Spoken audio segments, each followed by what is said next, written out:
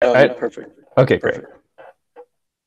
This Hangout on air is live. Okay, we are here with zero viewers, just like I thought. So nobody is watching us. So we are talking to ourselves in a vacuum, in the void. Remember when I was talking about that? But we have here today, and you won't know because you aren't watching, but we have the most out of the box Christian in all of Twitter. His name is John Buck. And, most of these other Christians, they're doing their thing. And I was saying to myself, I should really get a Christian on my show. But I'm thinking, that's going to be really dull. They're just going to be like, blah, blah, blah. Jesus loves you, yada, yada, yada. So then I was like, you know what? I think I'll get John Buck because he's the most out of the box alternative Christian you could possibly imagine. So welcome, please, John Buck. Yeah!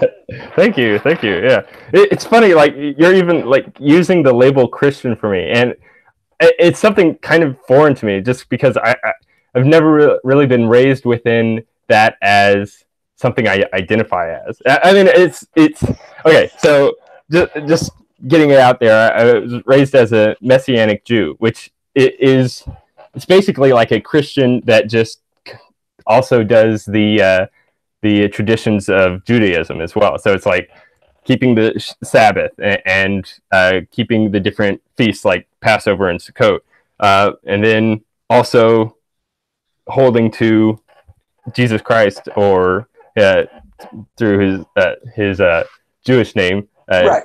Yeah, Well, holding him as the basically Jewish Messiah. But I don't know. Lately, I've been much more interested in trying to. I don't know. It's not like I'm coming to Christianity, because I always feel like I've already been a Christian for quite some time. But at least getting a better understanding of Christianity as it is, and giving it a second look, really, I guess. okay, so we'll break it down. Let's start with before we go into your background. Is that echo actually occurring, or is that just in my own? Oh, it's probably me. Yeah, I get that sometimes. I'll mute myself whenever I'm not talking. Okay. Okay, so before we go into your background, just so we're clear on Messianic for people who are watching, as far as my understanding of a Messianic Jew, now Judaism was a 1,500-year-old Messianic religion prior to Jesus Christ, and Jesus Christ is the fulfillment of the Old Testament Messianic tradition. But most Jews don't accept him as the savior prophesied by the Old Testament. But Messianic Jews is kind of like almost exactly what, it's the total package. Is that a good understanding, or what? Yeah, kind of. It's like, so within the Christian understanding, Jesus kind of fulfilled all the laws, like got rid of all the kosher laws. No more having to keep the Sabbath. No, all that's just basically gone out with Christianity. And of course, I'm like simplifying it from my own perspective. Yeah, Messianic Judaism is basically just kind of keeping all the old laws as well, while still recognizing that Jesus was the Messiah. And okay, so it's not entirely keeping all the old laws of Judaism, because Jesus was kind of, at least within my sect that I was raised in, it's Jesus was kind of the final sacrifice for sin. So there's no more like sin offerings that are needed to be taken care of, but there's still the traditions of Judaism that are kept on. So like, okay, so culturally, you do. Are you culturally kind of Jewish? Like, I would say so, just because like I wear the tzitzit, which are the little tassels on the fringes of my pants. And the reason I don't know, at least the reasons why I think to do that is because Jesus, as spoken about within the Gospels, he also wore the tzitzit, and because Jesus was raised Jewish as well, and there's other things as well, where like in Acts 1, there's several verses about the apostles keeping the feast of Shavuot, which is the counting of the Omer. It's basically okay. So as I understand it, much of the transitions away from Judaism happened later on, like past the time of the apostles.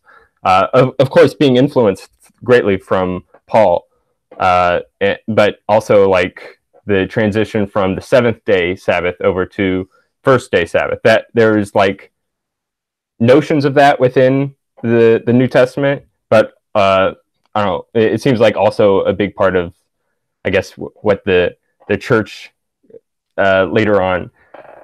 Okay. So let me just ask you one last question on this. Because I grew up, the town I grew up in, most of my friends were Jewish, and they weren't necessarily observant in terms of. I doubt if you said, "Do you believe in God?" Most of them would have been like, "Yeah, maybe." That would have been about the best answer they would have given you. But culturally, they were Jewish. They went to Hebrew school. I went to a lot of bar mitzvahs. Do you identify with any of that? Like when you see Jewish practices, like these are secular New York Jews. Yeah. Do you identify with any of that at all? It's fun. I'm more traditional to Judaism than most modern Jewish people are. Because it's funny. I actually like stayed at a Reformed Judaism.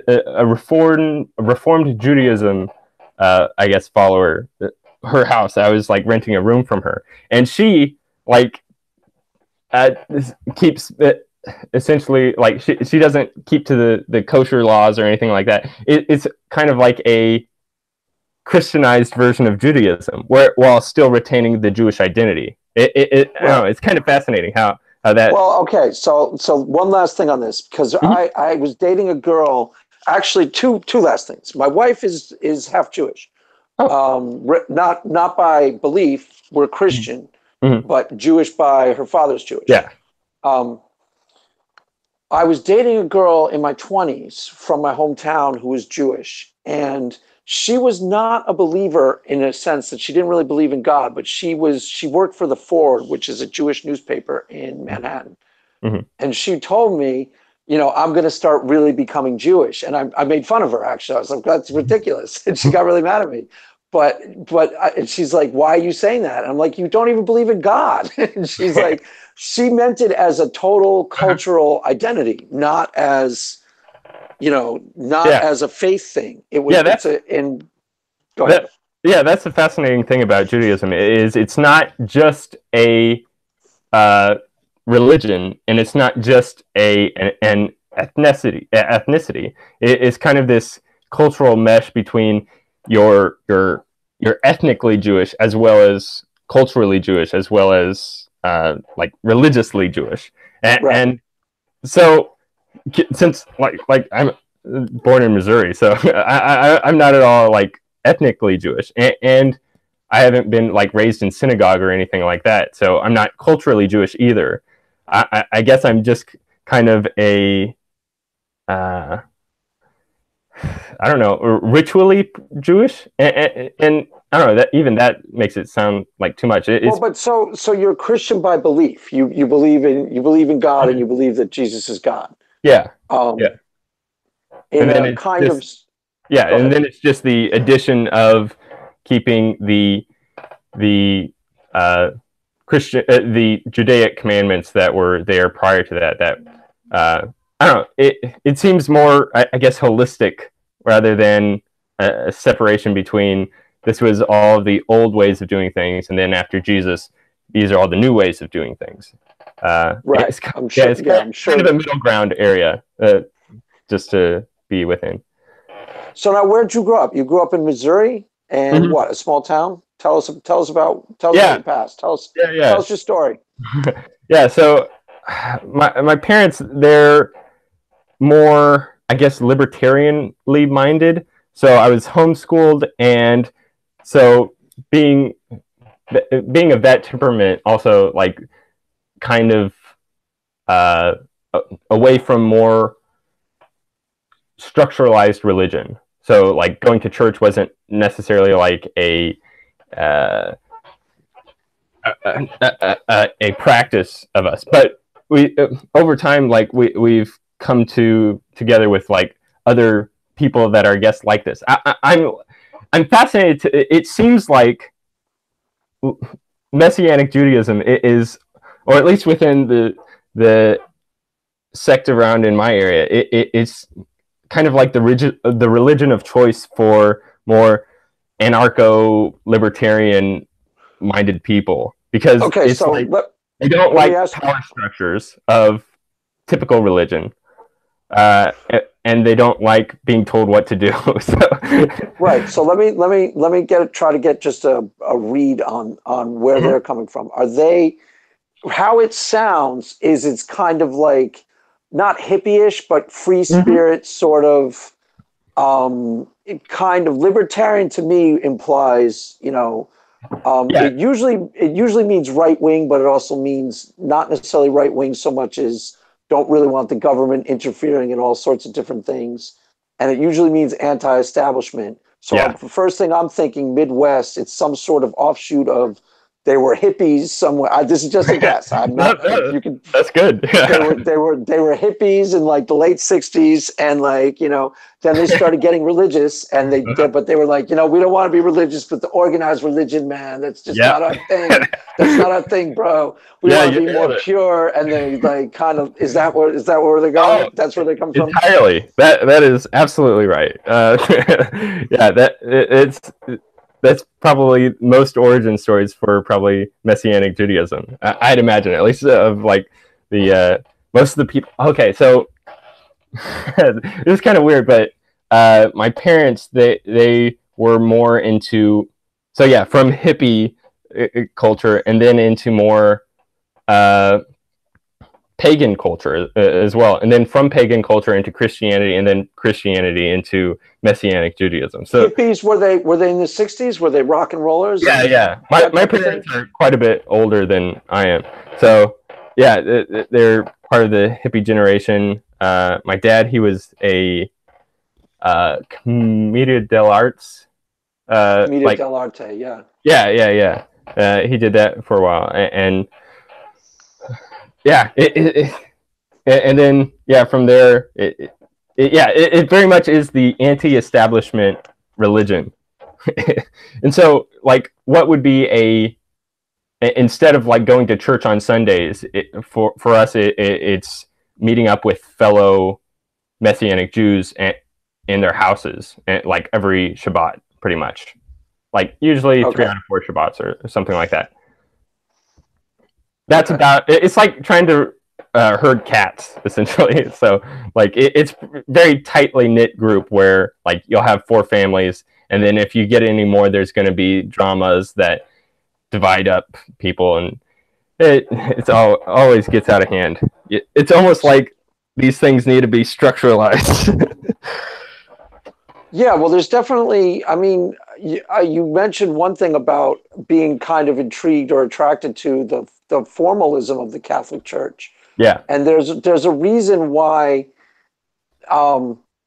And outside of any criticism of the Catholic Church, there's a reason why people like that and it survives and endures, because that's a big part of, like, my mother, for example, was she was raised an immigrant, and poor, uneducated Italian immigrant. And a big part of how she got through life in her early years was because of the structure of the Catholic Church. Mm-hmm. It offered a lot for people to lean on. You know what I'm saying? Mm-hmm. Structure-wise.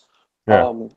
The institution itself had provided some form of, not just a place to go, but some form of structure in people's lives that they kind of needed. So that's what I kind of hear you saying. Is that what you're saying? Yeah, it's kind of fascinating with Catholicism, because it seems like, just watching it from the outside, there's a bit of that closed group aspect to them. So like it's like not as far secluded as like Scientology or Mormonism, things like that. But there definitely is kind of the more in-group practices, and so a shared identity of Catholicism within the people. Yes, so like exactly. Matter of fact, I've got videos coming out on that very topic, but more related to Judaism. Like the shared identity aspect of religion is really, really important in some ways. Like your experience is different, but I knew one girl who I knew was a fundamentalist, Midwestern actually, and she was homeschooled, but it was more of a like focus on the family type. She kind of walked away from religion, but you're still, what are you doing? You're seeking, you're interested, you go to college, right? No, being like homeschooled, it is.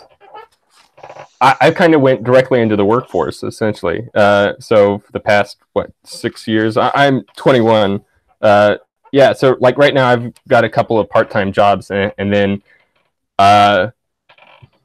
like I guess setting up my plans for the future. But yeah, haven't gone to college. I don't know. That maybe it's just my anti-establishment bred into me, but the I don't know what's happened to the college system. Just from what I've you're seen. not okay. So you're not going to go to college. Is that what you're saying? Probably not. I don't see it being worth the amount of time being in debt to go into college. Gotcha. Yeah. Now, tell me about this Peterson group that you're a part of. Tell me what's the deal with that, and where do they meet? Do they meet online or? Yeah. So they're an online kind of group, kind of like this, with video chat as well. Let's see, I joined it about a year and a half or so ago, I think, from probably their Reddit group. There was like a link for it there. I just wanted to get somebody to actually talk to about with Peterson, since like all my friends and family, like they kind of have a passing interest in him, but not like wanting to actually deep dive into his ideas and like what he's trying to get at. Right. So I wanted to get a better group of people to talk with about that. And so we've been like having 1 to 2 chats or conversations, usually lasting about 2 or so hours every weekend for the past year and a half.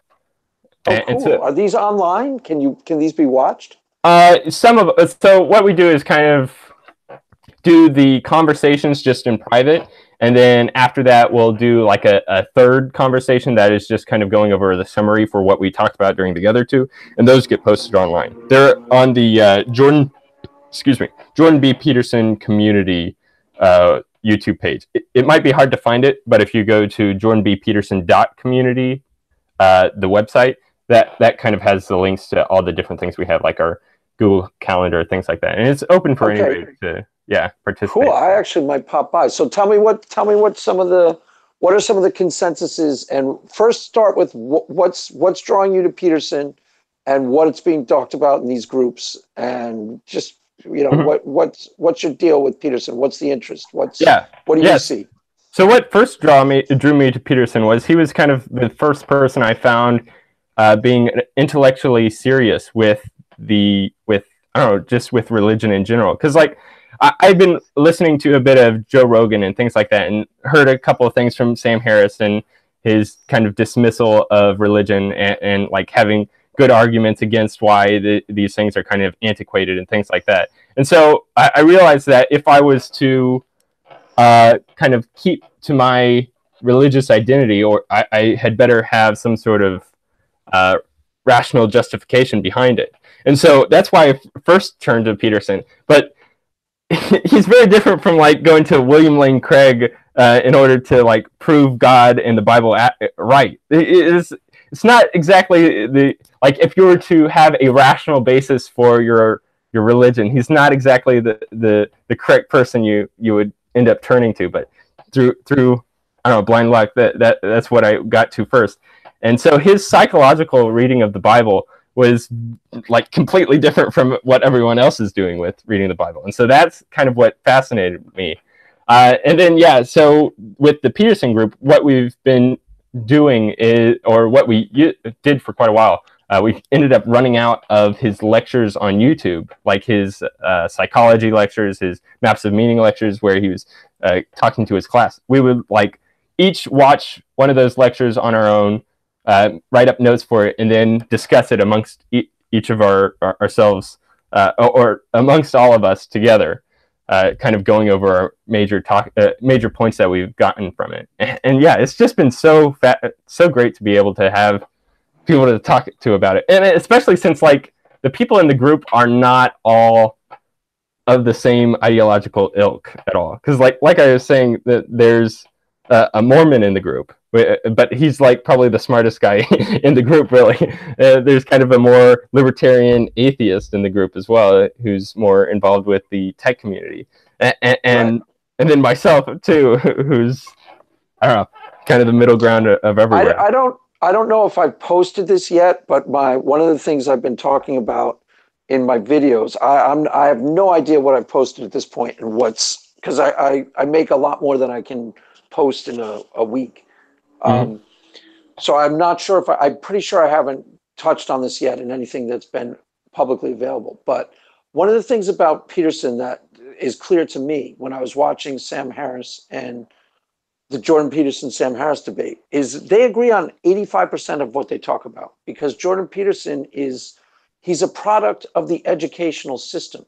He's basically where sociology and depth psychology and religious phenomenology have ended up. He's not necessarily this like unique genius. He's just a very well-educated college professor who studied Jung, studied Nietzsche, studied Dostoevsky, all the really important things that have led him to basically an organic conclusion, as far as I can tell, regarding, the psychological and the sociological utility of religion. Like, it's not like he's Dostoevsky. I don't know if I posted this yet. I explained this in a video. He's not Dostoevsky and he's not Nietzsche. He's not some super genius prophet guy. He's just a really well-educated college professor.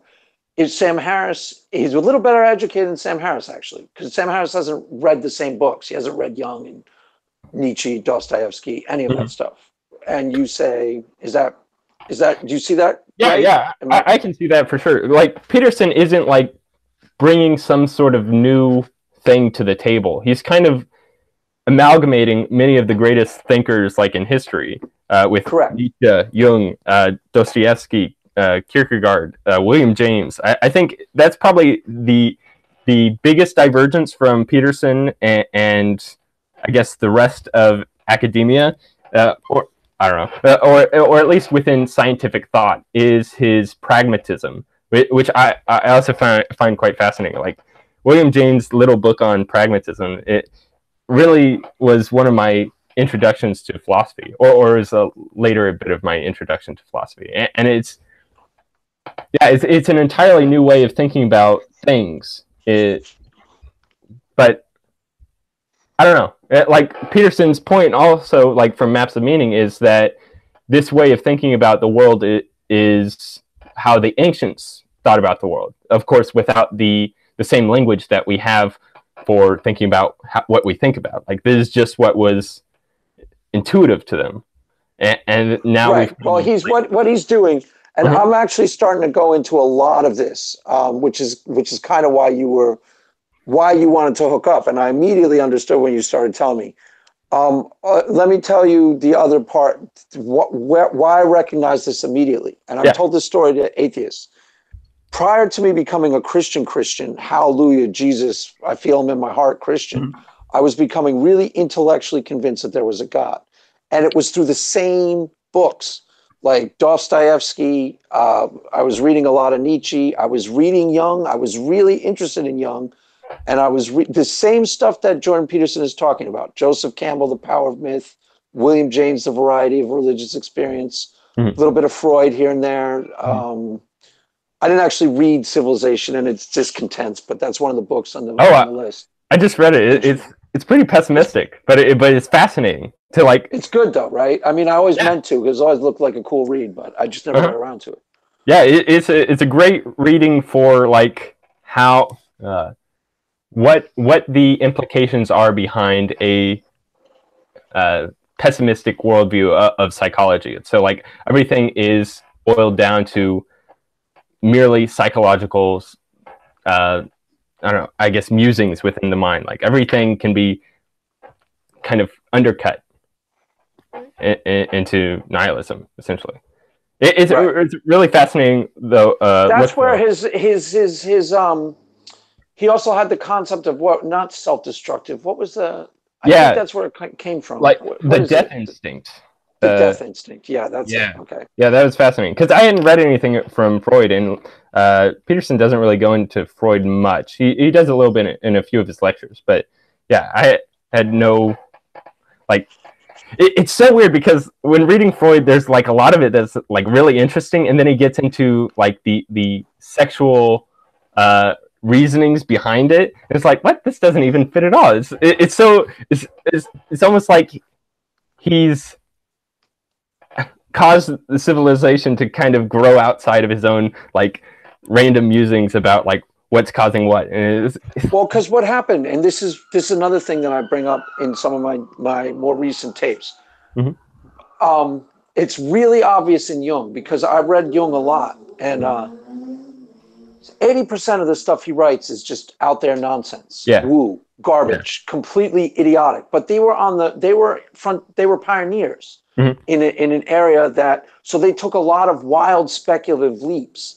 Freud's sexual stuff is mostly speculative leaps. It's mostly garbage. It's the stuff that caught on because it's kind of intriguing and exciting. You know, the Oedipus complex. Oh my God, I want to make love to my mom. You know, people get jazzed out by it, but it's mostly idiotic. But 20% of what they dealt with is actually rooted in truth and really good observations, and it's entered the public. You know, a lot of things we talk about are directly from Freud: the subconscious mind, the ego, the superego. Those are all valid. You know, and Jung added the collective unconscious, which is where Peterson came in, because that's brilliant too. And personality. Like most of what we think about within personality is coming from Jung, and like I guess we've kind of like forgotten about the more mystic side of Jung and just kind of kept the personality temperaments because those we've thrown away the stuff that was fallacious, where he was just there's a lot of idiotic stuff in there. It's to the point where he said like, I don't have beliefs, I know, and you're like, oh yeah. calm yourself down there, cowboy, because doesn't really sound all that convincing. You know, he started getting like they're speculating 80% of the time, but they're both deeply intelligent, and they got to some true things that we kept, and that's why Peterson is revolutionary, not because Peterson is Freud, because Peterson was trained up in these disciplines as a psychologist and as college professor, so he's really well educated, but the fallacious stuff has been sifted out over the years, so he's just dealing with, you know, the stuff that's true or substantively true that nobody really disputes, right? Is that are you? Yeah, like you agree? I see Peterson as being a necessary function for society, just to bring these things up into the kind of cultural consciousness, where like nobody really knew about Dostoevsky, Nietzsche, and Jung especially, or at least not since the late 60s, and maybe part of the 70s as well. But yeah, within modern culture, all these figures are like back in the dead past, and so it's necessary to have somebody like Peterson that's becoming so popular, and just to get these kind of things back into the cultural into vogue, I guess is what you're saying. Get them back on people's minds.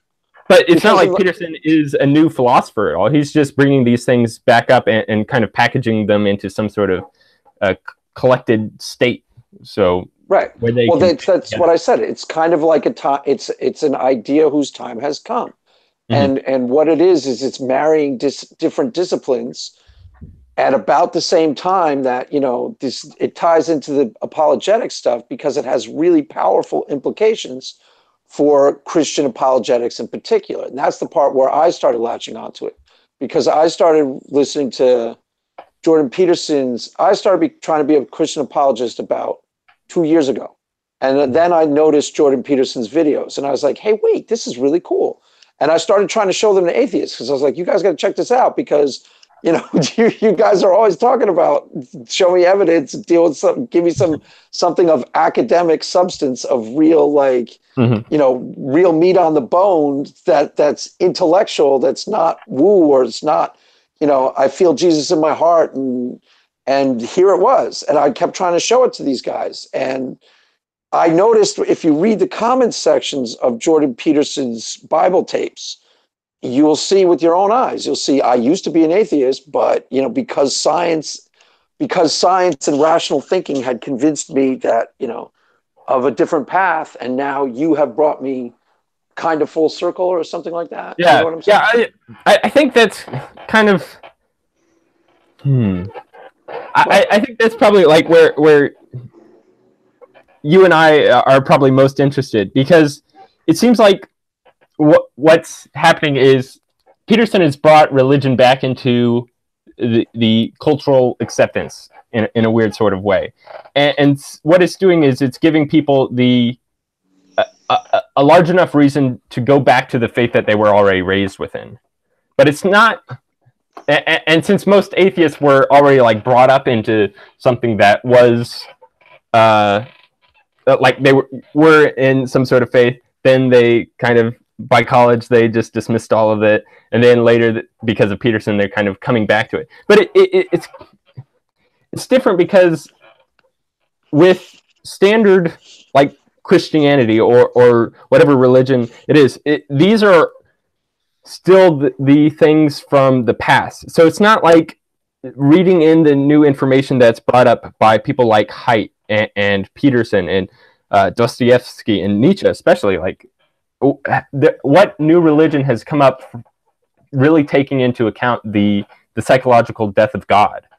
I perhaps Dostoevsky with his orthodoxy, just because, I don't know, it seems like Nietzsche and Dostoevsky shared a lot of like similar ideas at play. But like, Peterson is bringing in this new way of thinking about religion from a scientific and secular perspective. Correct. But yeah. what he's doing, and this was his perfectly, fantastically on point critique of Sam Harris. You haven't really wrestled, and he said the same thing to what's his face, Matt Dillahunty. You haven't really wrestled with the really big intellectual giants of the past, the really big one. Dostoevsky is the second best fiction writer of all time. Yeah, that's pretty standard opinion. Shakespeare, Dostoevsky. Mm-hmm. Some people put him fifth at the least. I think he's the best in terms of I read Crime and Punishment in high school, and that was like one of the only books that I was really like counted and Brothers Karamazov, same thing. I was really, really like, really into it. The Christian influence on his thought is 100% obvious. Whether he's a Christian or not, he's such a good author that it's debatable, because he gives his atheist character in the Brothers Karamazov some of the best ideas. So you can't tell, because he gives, I forget who the atheist is, but Ivan. Ivan. Yeah. Ivan, who tells the story of the Grand Inquisitor? I don't remember. That's Ivan that tells the story about the Grand Inquisitor, which is fascinating. Right. And he gives Ivan some of the best ideas in the book, that there are people who would probably say Dostoevsky was an atheist, or the first atheist, or the first existentialist. That's what he gets considered. And it's plausible, because he's a good enough fiction writer that you can't really tell which character he identifies most strongly with. He gives them all debates, right? Total coherent debates on either side. So, Peterson's point against the new atheist, though, it is just as critical, or should be taken just as critically from the people from just religious structures as well. Like, I don't know if Christianity has really taken into account the heavy hitters, such as Nietzsche, especially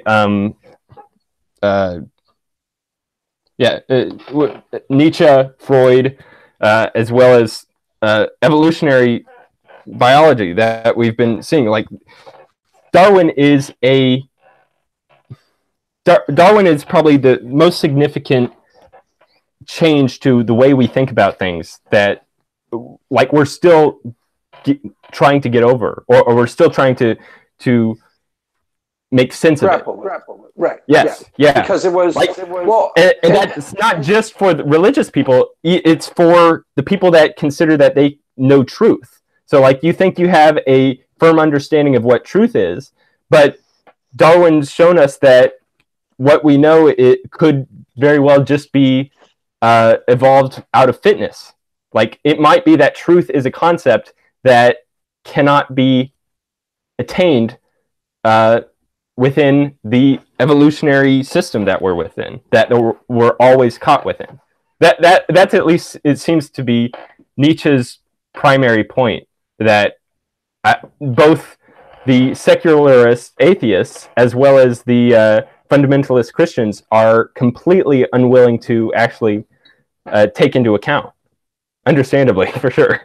Like, it's not like I have some way to square that circle at all. These are hard topics that still need to be grappled with. What I hear in what you just said, how would I say it? Darwin represented a challenge to traditional religious thinking. That, as far as traditional religion was concerned, and as far as the history of the world was concerned, was really, really strong. As far as present-day atheists concerned, game-changing, game over. Why Jordan Peterson is representing people going back to the religion of their past is because he is circling that square. He is doing exactly what I saw being able to happen when I started becoming here I am, a secular kid, okay, agnostic, have you know, as far as I'm concerned, read the real heavy hitters of atheism. I was reading Camus, Nietzsche, you know, I wasn't reading no Richard Dawkins because he wasn't around, but this is more powerful stuff. You know, John Paul Sartre. If atheism were true, I was ready to bite. And here I was starting to become intellectually convinced that there was a God, which is telling me, you know, there's something deeper at play here, and it's hard to explain exactly what I mean. The standard line of thinking for most people, and even Peterson started out with this precept that science has broken the foundation of religion. It's broken it.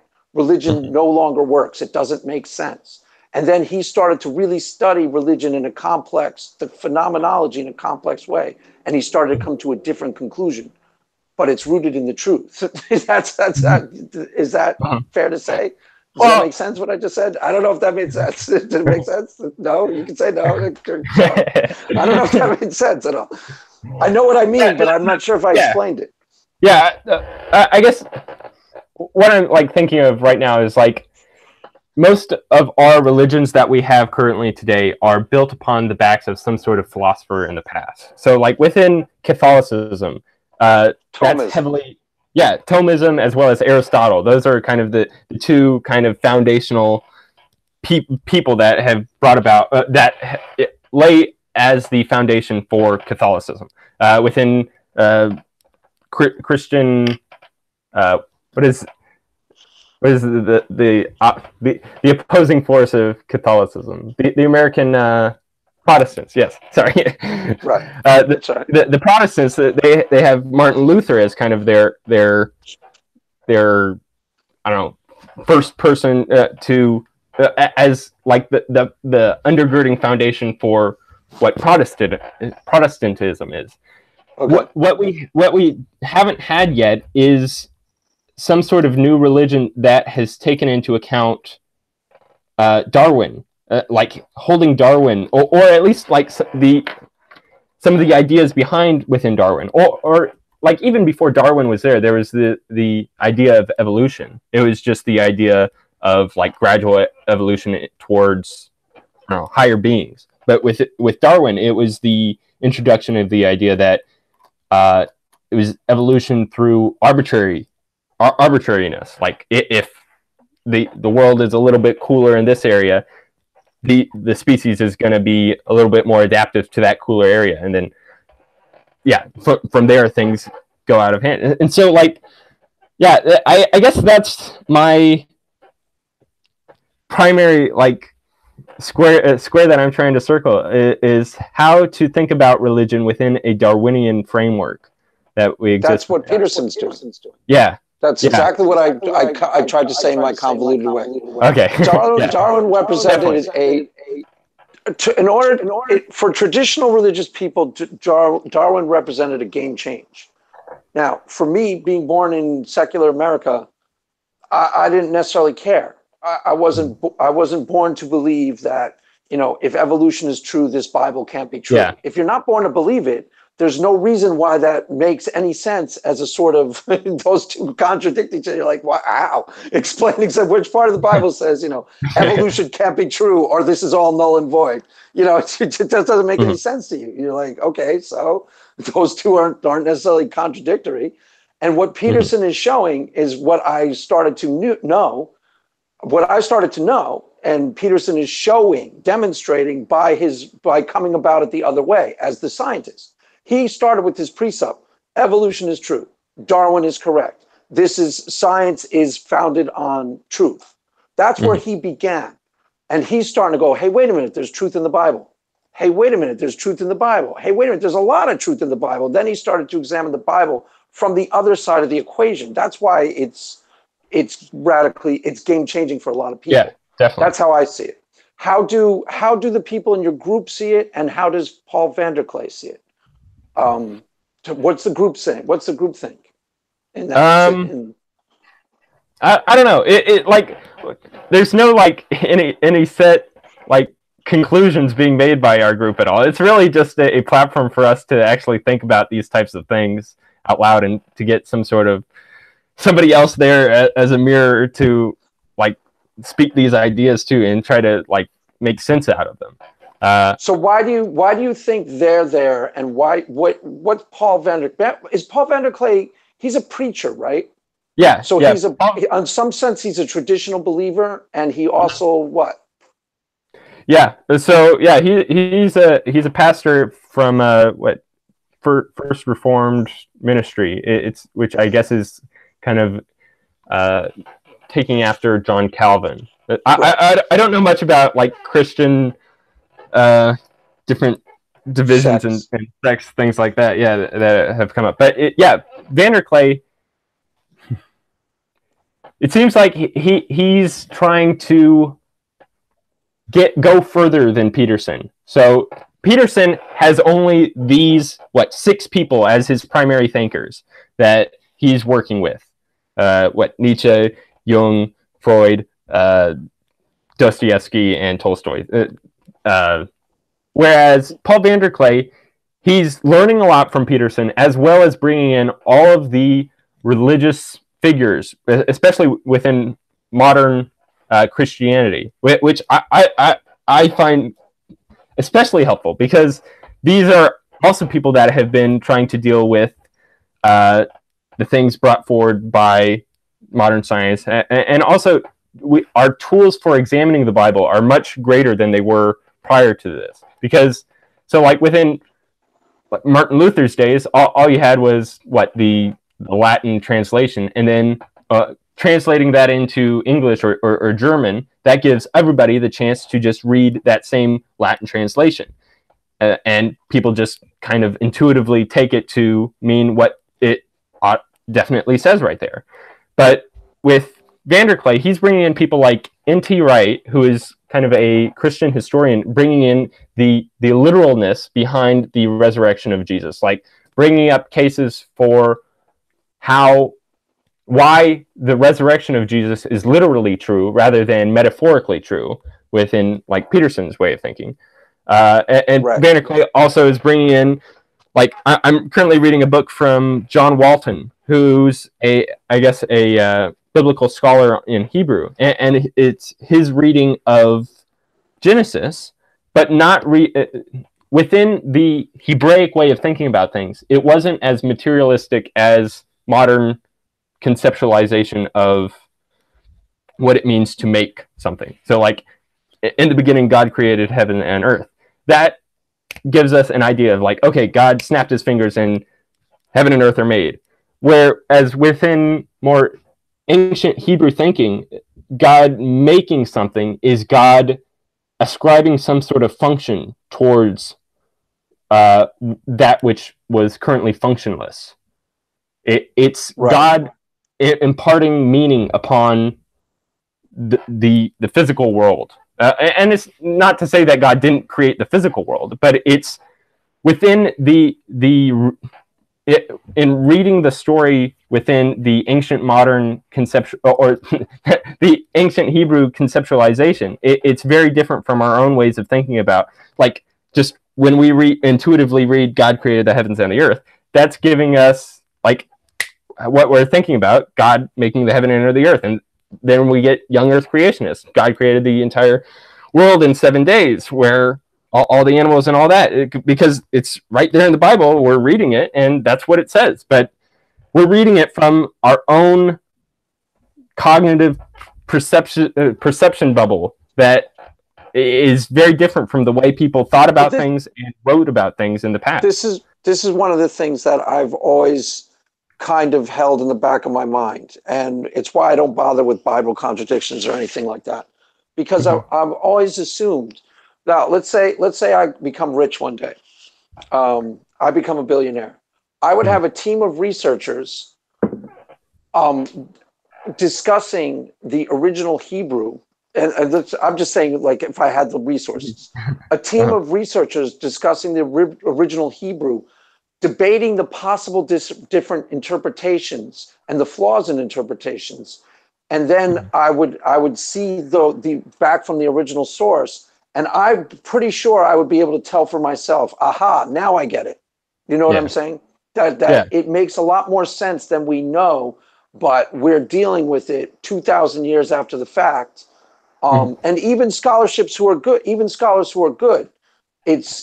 we're too far removed from the source, so that what we are getting is, it's just this simple. Now we see through a glass darkly, then face to face. We are seeing through a glass darkly. Even with excellent scholarship, we're still getting some sort of not clear version of the original.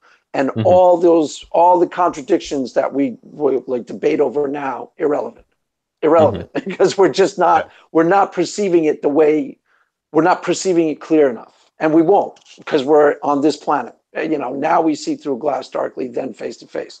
That's part of why I don't get wrapped up in these things. I go with what I'm almost 100% sure is the right path, and I let the rest,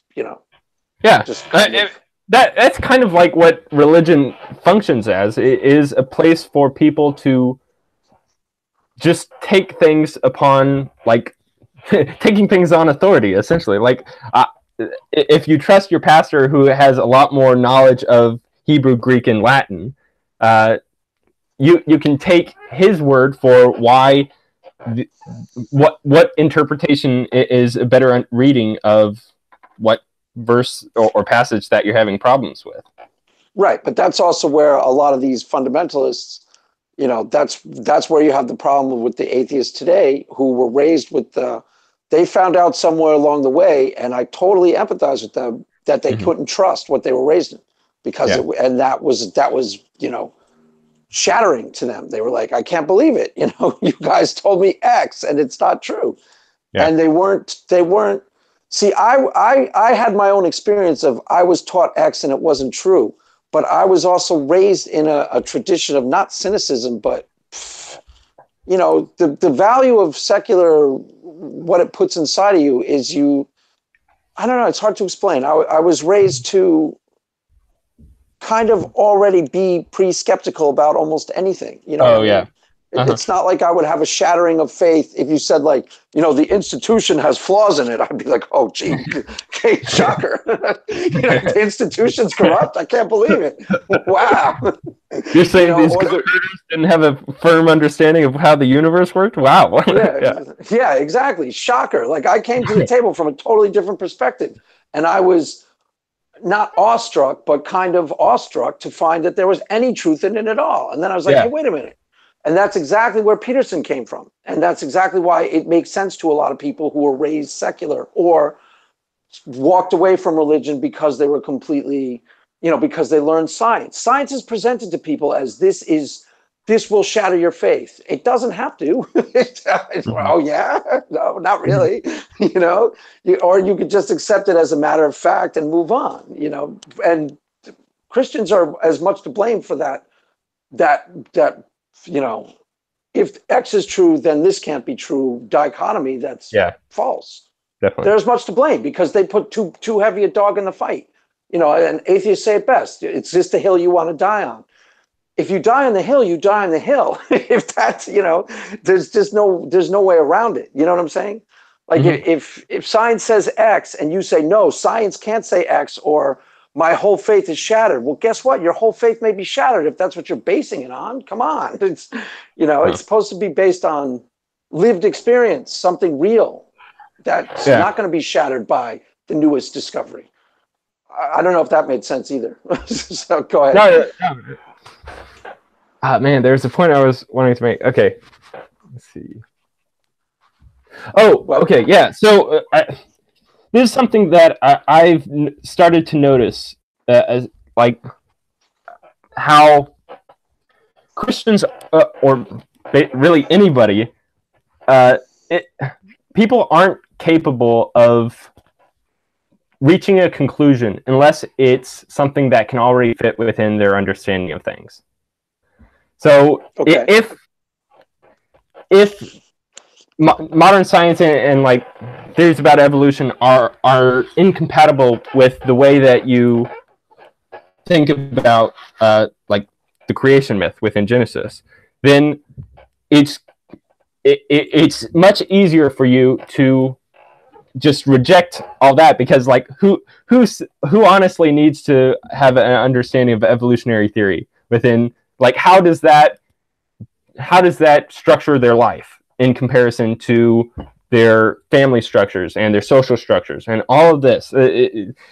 Their religious, their personal identity requires some, I guess, like leeway in order to get them to reach conclusions about things. And so this has been kind of my, I guess, goal in approaching the debate between theism and atheism. Whereas I realize that atheism is just like people have been going towards atheism just because it's a simpler and easier conclusion to reach. And in order to actually change that at all, I need to go about proving why an atheistic worldview is less compatible, or it's something undesirable. So, like, that's the thing. Like, atheism to a modern liberal, like, American Western person, it is just a little bit easier to take in, especially with the introduction. Like we live within a mostly secular society, and so it's just a little bit easier to go towards. In order for them to be at all moved away from that identity that they've already taken to, they need to be proven how this is somehow worse for them than the other options. So for me, like, my, I guess, stumbling stone that I'm using in order to base this idea upon it is the recent philosophy of antinatalism, which is the philosophical position that it is moral. It's morally wrong to bring about new life into the earth, and it's a really simple kind of philosophy behind it. But what first like grappled me about it is how the moral system is the same as Sam Harris's moral system. It's built upon the axiom that which we feel as painful and that is undesirable is what we consider bad, and so suffering is bad. That's the essential axiom. The second axiom is it is inevitable to experience suffering within life. That's easy propositions to understand. It is morally wrong to cause somebody to suffer. And then the conclusion being, it is morally wrong to bring about somebody to experience life, and ipso facto to experience suffering. And like, this isn't like that far away from Sam Harris's own positioning. Like Sam Harris's morality and David Benatar's morality are completely built upon the same central axioms. And so, I don't know, it's recognizing that these axioms that modern secular society is built upon leads to the inevitable extinction of the human race if we were to be entirely moral based upon these axioms. That to me seems like a intuitive, a large enough pull for the writers, or for the elephants that the atheist writers are writing upon, in order to move them away from atheism. At least that's my theory that I'll be working on and then putting into practice. That's why I felt a kinship with you, because or I don't know, there's a similar type of strange evangelism that you're going about, which I really respect how you're doing it. But and this is kind of my own strange sort of evangelism that I'll be putting into practice eventually. Are you now? What's the thing with the screenwriting? And then we'll wrap it up, and then we'll chat afterwards. What's your thing with the screenwriting? Yeah, I love movies, and screenwriting seemed like a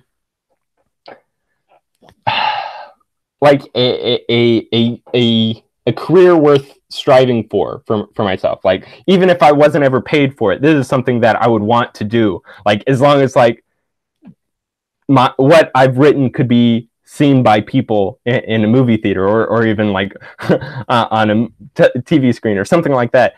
That it is seen by me as something, seriously worth putting effort into and turning into a career at some point.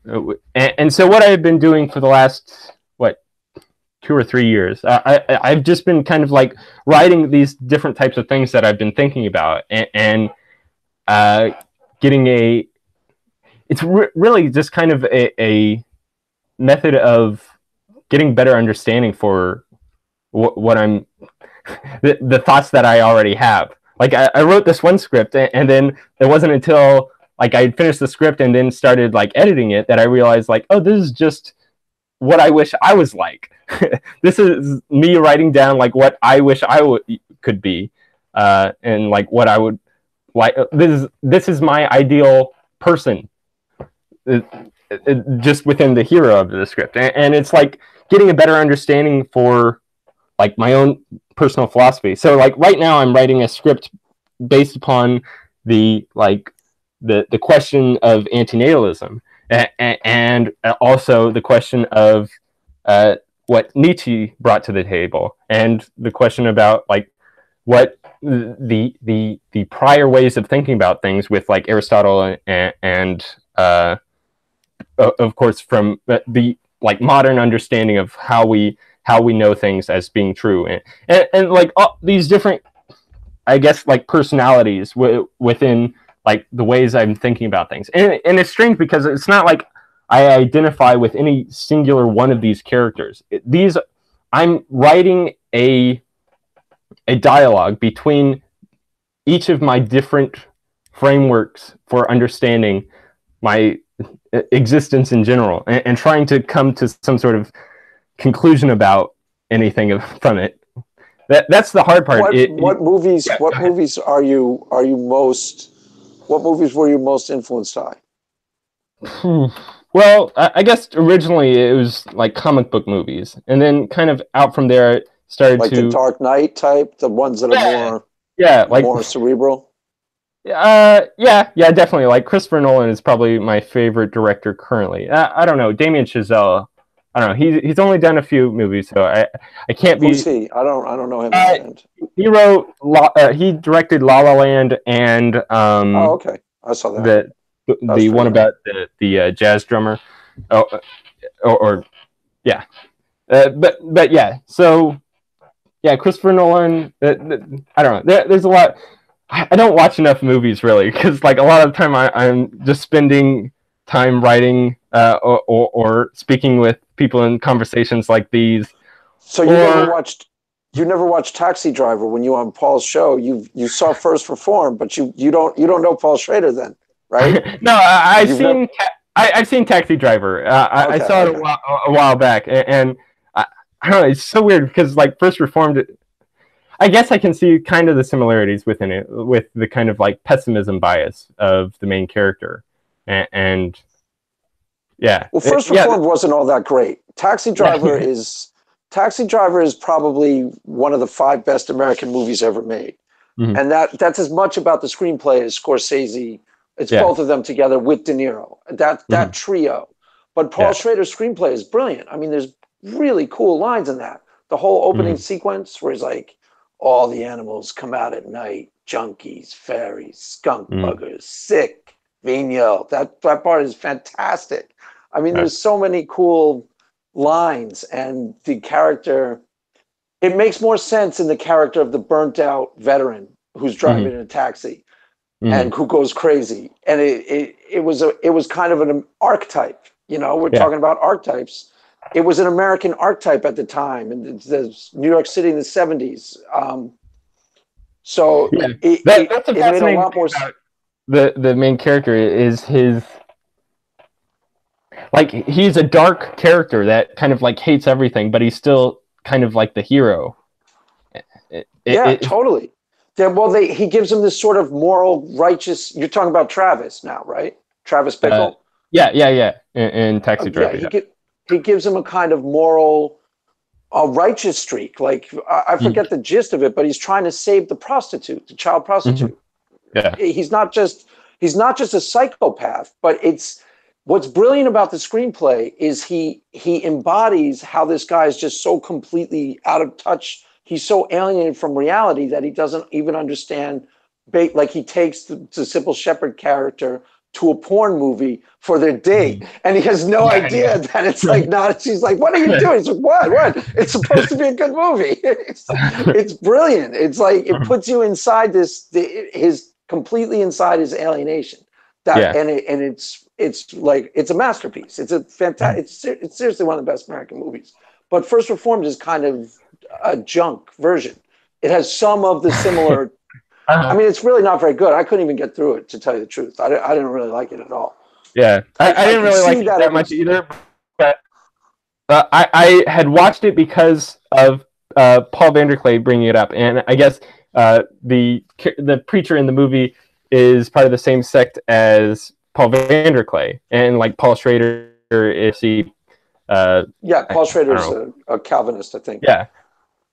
Yeah. And so I watched it, and then I don't know. I just wanted to get like what Paul VanderKlay's take on it was, and so that's why I set up the discussion to have with him, because he had brought it up in one of his videos, and then he never talked about it again. So I wanted to. I already watched the movie, so I wanted to get his take on it because I already watched the movie. No, it was your guys' discussion of it was cool. It was better than the movie, though. The movie wasn't. The movie, I'm kind of like, okay, you know, I think I stopped watching it at some point because I was watching on a DVD player. No, I was watching on a computer, and it started freezing out, and then I was just kind of like, whatever, you know. I finished it, but I was like, so okay, let's wrap it up, and then we'll chat afterwards. Okay. So I told you nobody would watch. I don't think anybody's watching, are they? That's okay. Yeah, it's fine with me. They'll watch it after it's been posted. That's all right. I'm nobody. But yeah, I mainly just wanted to do this so I could talk with you because I feel a similar ilk. So yeah, the reason I wanted to talk with you is because I've been watching these discussions that you've been having with all these different atheists. Yeah, we'll talk. Okay, yeah. We'll talk about it. It just felt like you don't have a good conversation partner for bringing up these things. Like nobody else, the people that you're talking to don't actually want to talk about this type of stuff. But we'll talk about it. Okay, yeah. Tell them who you are, and then we'll say goodbye, and then we'll talk about it afterwards. Okay, yeah. So I'm John. If any of you are interested that have been able to make it all the way through this or enjoyed this type of conversation. Yeah, we have conversations quite like this in on our jordanbpeterson.community hangouts that we host every weekend. There's usually about 1 or 2 every weekend. And if you want to watch some of our past conversations, we also have those on our YouTube channel, which you can also find from that link. So yeah, Cool. thanks, Craig, for doing this with me. I really wanted to get in touch with you.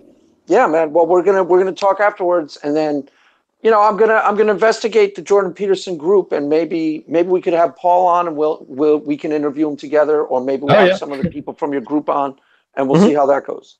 But right now, we'll shut her down, and then you and I will continue the conversation. Okay. Cool. So we are signing off. Nobody.